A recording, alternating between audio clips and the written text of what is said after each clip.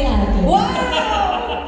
Okay, so that's magandang gabi po. Magandang gabi sa lahat. Magandang gabi. Thank you so much for, gracing our wonderful milestone celebration. As Magnolia Monkeys. And kita naman natin, really super inspiring talaga the way you lead your lives as leading ladies, not just on screen, but pati sa bahay, di ba? Oo, masaya si Ryan at si Dom dyan sa mga Magnolia Monkeys na to. Now, I want to start with my first question. I want to share one very nice story about Juday. Before I got married, I had a little small pamanikan in my house. And you know who volunteered to help with the food and cater the food in my house? Was Juday. So imagine everybody was so floored na si Juday actually was the person first catering business. Oo, kami baliktad ako yung nag-cater kay Ninang Marian. So for me that was a very important Juday memory that's ever stuck in my head. But I'm sure people also have here, the mommies here, have a very important Magnolia memory that is parang mga core memory na ninyo bilang nanay at bilang isang bata, di ba? So I just want to ask Juday, Marian, ano pinaka-memorable, most memorable Magnolia incident in your life or memory in your life? Yes, napakarami. Kasi lalo ako, lumaki akong antropolog. At that time, Magnolia products na talagang hahabulin mo. But when the day came na talagang they could deliver already, special occasions, kasi syempre hindi naman kami, my dad was out of the country, so talaga nag-iipon kami for a Magnolia product. And I remember, there was a point na niregalo pa siya sa akin.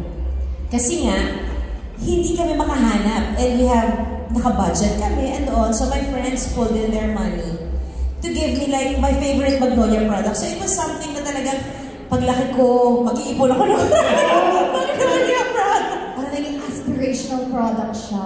Wow. Wow, what a beautiful story. Marian, ikaw naman, ano yung Magnolia memory mo? Laking lola kasi ako eh. Ang rule kasi ng lola ko, kapag papasok ako sa school, hindi pwedeng hindi ako mag-aalmusan.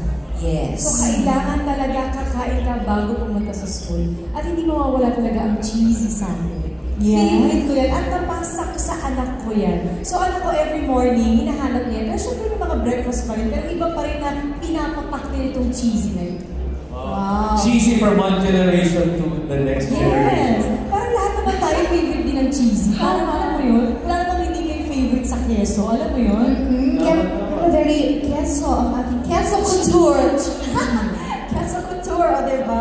But my next question for the both of you naman is, nag-iba ba ang pagtingin nyo when it comes to food and preparing for your families now na mommies na nga kayo? Kamusta yung transition na yun? Especially nung, diba, the first few moments na talagang na-feel yung, oh my gosh, pamilya na ngayon ang, I'm preparing for a whole family this time, diba? Well, sa akin kasi, since I really love cooking, when nag-decide na kami nila to create a family. Roblox. Parang isang click lang, no? Oo, diba? May pamilya na kami agad.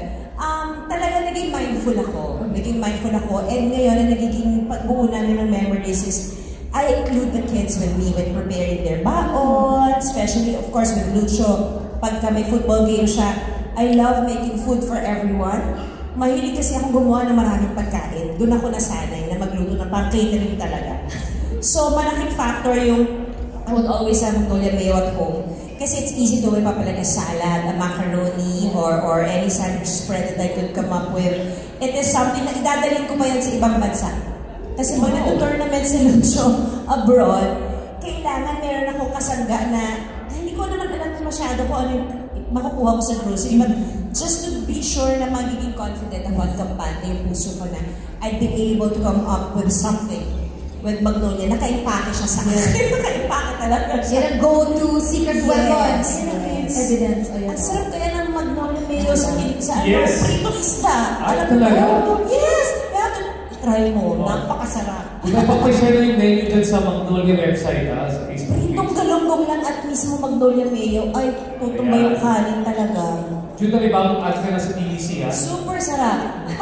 Nag-endorse talaga. Oh, I love it. Okay, and how about you naman? Well, dun sa question question kung mapili, may mga pagkakataon na kailangan talagang maging mapili ka. Kasi bilang nanay, gusto natin ibinibigay natin sa pamilya natin yung alam natin sigurado, masustansya at the same time, alam natin magugustuhan at masarap. So siguro ngayon, bilang yung mga anak ko is 9 and 6 years old, not more on mapili, siguro more on naging creative ka sa pag-present sa kanila ng pagkain. Kasi ngayon, kung magandang nakikita nila yung presentation mo, mas gaganahan sila, lalo na kung matitikman nila. Kasi hilig naming apa talaga ang kumain. Siyempre, tayo lahat. Tayo lahat naman. Kasama nila kami dyan. I have a very interesting question. So we're celebrating 100 years of Magnolia. And it's made our lives as consumers more meaningful. Para sa inyo naman, what is your message to people listening here right now? It's not just us here in the room, but mga Magnolia consumers, people who've been enjoying Magnolia for many years, how can they make their lives more meaningful with Magnolia? Well, first of all, gusto ko po muna magpasalamat sa mga boss namin. Thank you. Thank you for inviting us to be part of the Magnolia family. It is such an honor na mapabilang po kami sa milestone na ito ng Magnolia. 100 years is not a joke. Yes. And to be able to be part of a wonderful family. Thank you so much. And to all the consumers and distributors here, tama po kayo ng partner. Walang iwanan ito. So congratulations.